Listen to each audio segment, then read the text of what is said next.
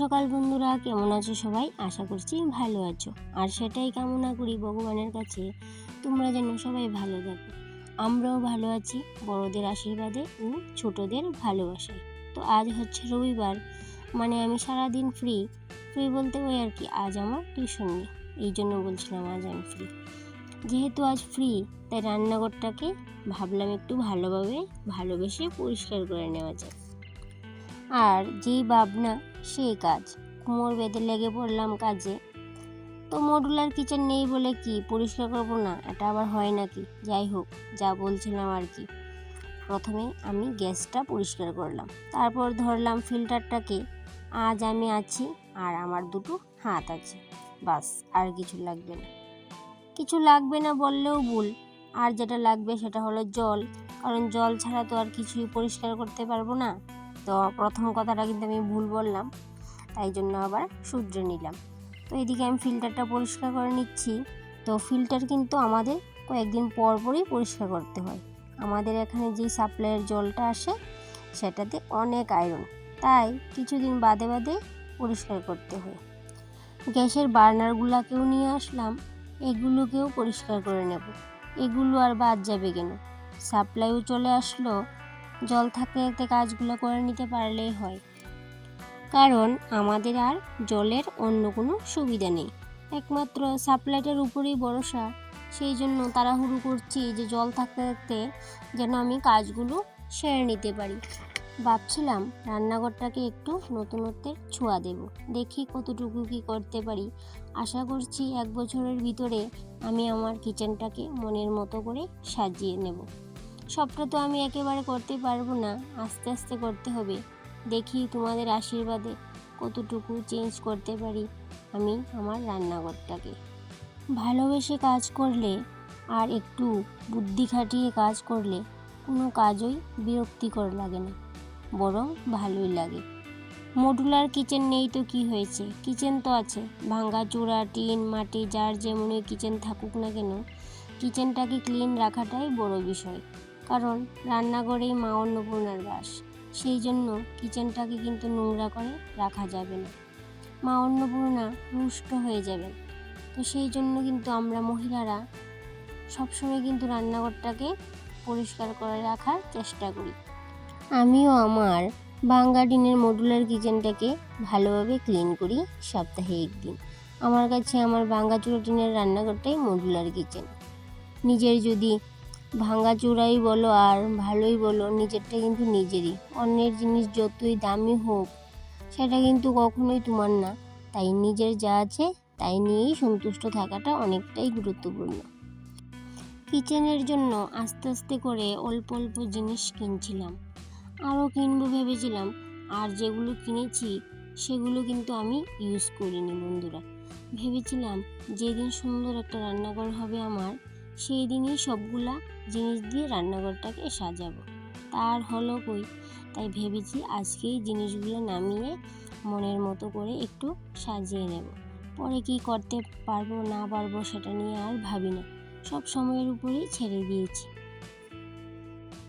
আর এই দিক দিয়ে দেখো, রান্নাঘরের সমস্ত কিছু ধুয়ে নিয়েছি A to Z। এগুলাকে স্নানের পর বিকালে বসে সুন্দর করে গুছিয়ে নেব।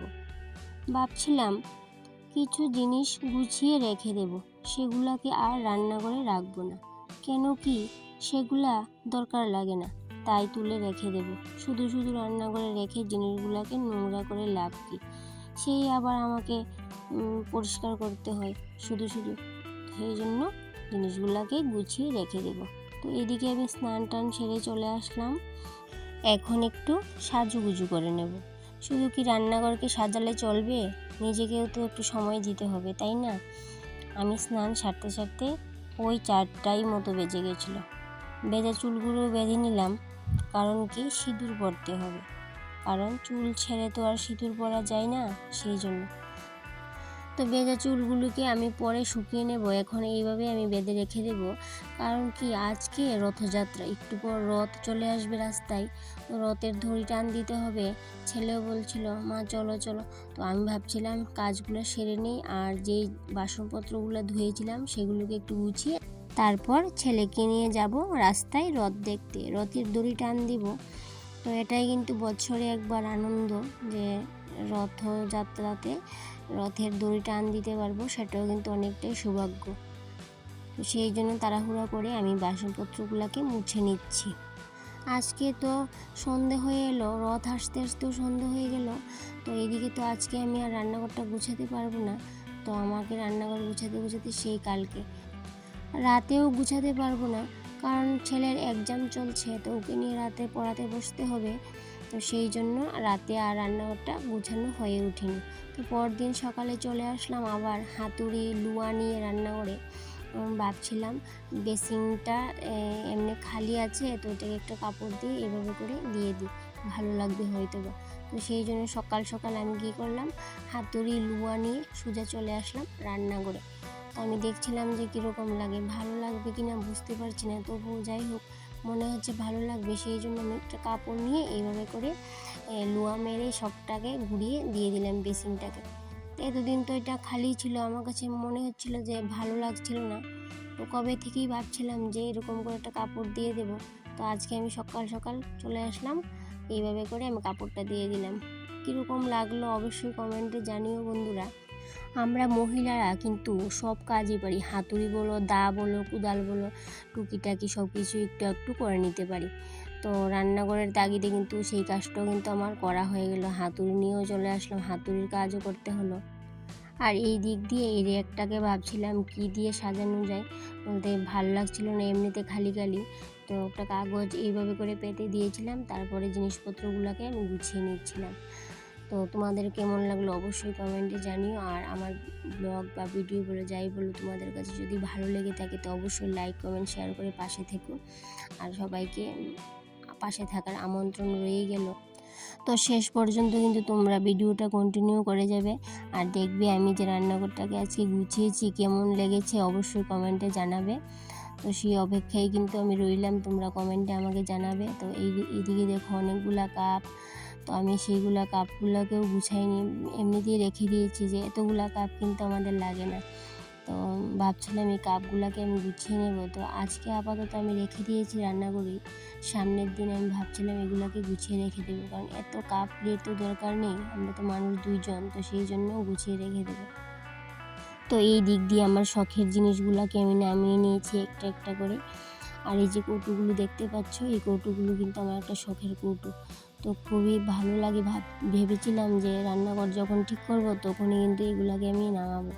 আরও অনেক কিছু কেনার বাকি আছে, যেগুলো আমি কিনে নেবো আস্তে আস্তে। আর এদিকে দেখো আমার এই যে ওভেনটা, আমি কিন্তু ওভেনটাকে একদমই ইউজ করিনি, ওভেনটা একদিনের জন্য ইউজ করা হয়নি। ইউজ করবো ভাবছিলাম, কিন্তু ইউজ আর করা হয়নি। তো এইভাবে করে অনেকটা সময় নিয়ে আমি আমার রান্নাঘরটাকে গুছিয়ে নিয়েছি। তো আরও গুছানোর ইচ্ছা আছে, যে এখন সামান্য কিছু দিয়ে আমি গুছিয়ে নিয়েছি, আর পরবর্তীকালে কিন্তু নেক্সট টাইমে আরও অনেক কিছু আরও জিনিসপত্র আমার নামানো হয়নি, অনেক জিনিসপত্র রয়ে গেল, সব কিছু আমি নামাইনি। আর এই যে এটা হলো আমার ভাঙ্গাচোরা টিনের মডুলার কিচেন। তো কেমন হয়েছে অবশ্যই কমেন্টে জানিও বন্ধুরা। জানি হয়তো তোমাদের কাছে এর থেকে বেশি সুন্দর কিচেন হয়তো বা আছে, কিন্তু আমার কাছে আমার ভাঙ্গাচোরা টিনের রান্নাঘরটাই অনেকটাই দামি। ওই যে বললাম, নিজের কাছে যা আছে তাতেই আমি অনেকটা হ্যাপি। যাই হোক বন্ধুরা, তোমরা যারা আমার ভিডিও দেখো, আমাকে ভালোবাসো, আমি চাই সবসময়ই যেন এই ভালোবাসাটা আমি পাই। তো আজকের ব্লগটা এই পর্যন্তই ছিল, দেখা হবে আবার পরের ব্লগে। তোমরা সবাই ভালো থাকবে, সুস্থ থাকবে, এটাই ভগবানের কাছে আমার প্রার্থনা থাকবে। আর তোমরা এভাবে আমার পাশে থেকে আমাকে সাপোর্ট করবে, এই ভালোবাসাটাই যেন সবসময় পাই।